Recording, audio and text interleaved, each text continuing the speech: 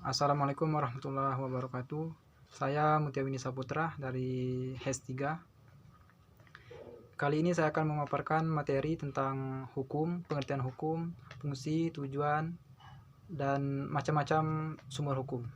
Pengertian hukum dalam bahasa Indonesia itu diambil dari bahasa Arab, yaitu hakama yahkumu hukman, yang berarti mengadili suatu perkara. Secara istilah, hukum bisa diartikan peraturan yang secara resmi dianggap mengikat yang sudah dikukuhkan oleh penguasa atau pemerintah dengan adanya kesepakatan dari semua pihak. Fungsi hukum yang pertama itu sebagai sarana untuk mewujudkan keadilan sosial dan sebagai sarana penggerak pembangunan. Fungsi kritis dan sebagai alat rekayasa politik, dan yang terakhir yaitu sebagai alat pengatur tata tertib masyarakat. Selanjutnya yaitu tujuan hukum. Tujuan hukum itu sendiri adalah untuk mencapai keadilan, yang artinya tujuan yang utama dari hukum itu adalah untuk memberikan kepada setiap orang atau masyarakat apa yang memang seharusnya sudah menjadi hak dari orang tersebut. Itu sifat hukum. Sifat hukum itu dibagi menjadi dua. Yang pertama yaitu hukum secara imperatif dan fakultatif. Hukum yang bersifat imperatif itu adalah hukum yang secara prioritas harus ditaati, atau hukum yang bersifat mengikat dan memaksa.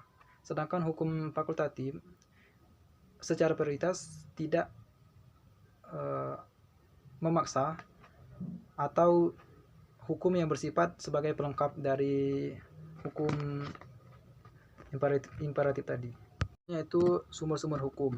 Sumber hukum itu dibagi dua, yaitu sumber hukum material dan sumber hukum formil. Sumber hukum material adalah tempat dari mana materi hukum itu diambil.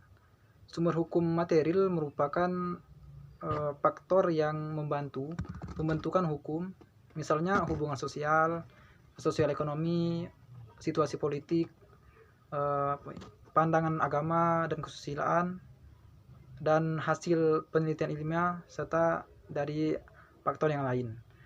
Sedangkan hukum formil merupakan tempat atau sumber dari mana suatu peraturan memperoleh kekuatan hukum. Sumber hukum formil ini secara umum dapat dibedakan menjadi yang pertama yaitu undang-undang atau state, yang kedua traktat atau hukum internasional atau perjanjian internasional. Dan traktat ini dibagi menjadi dua lagi, yaitu hukum internasional bilateral dan multilateral. Bilateral yaitu perjanjian hanya antar dua negara. Biasanya perjanjian yang disepakati itu seperti batas-batas wilayah, perdagangan, ekspor impor, dan sebagainya. Sedangkan yang multilateral itu peraturan yang dibuat oleh lembaga negara yang lebih dari dua negara. Contohnya seperti ASEAN dan PBB. Mereka membuat peraturan yang harus ditaati oleh negara-negara anggota yang tergabung di dalamnya. Seperti itu. Selanjutnya yaitu ada hukum kebiasaan atau disebut juga dengan hukum adat. Lalu ada jurisprudensi atau ketetapan hakim terdahulu. Dan yang terakhir itu ada doktrin atau sering disebut dengan pendapat para ahli hukum.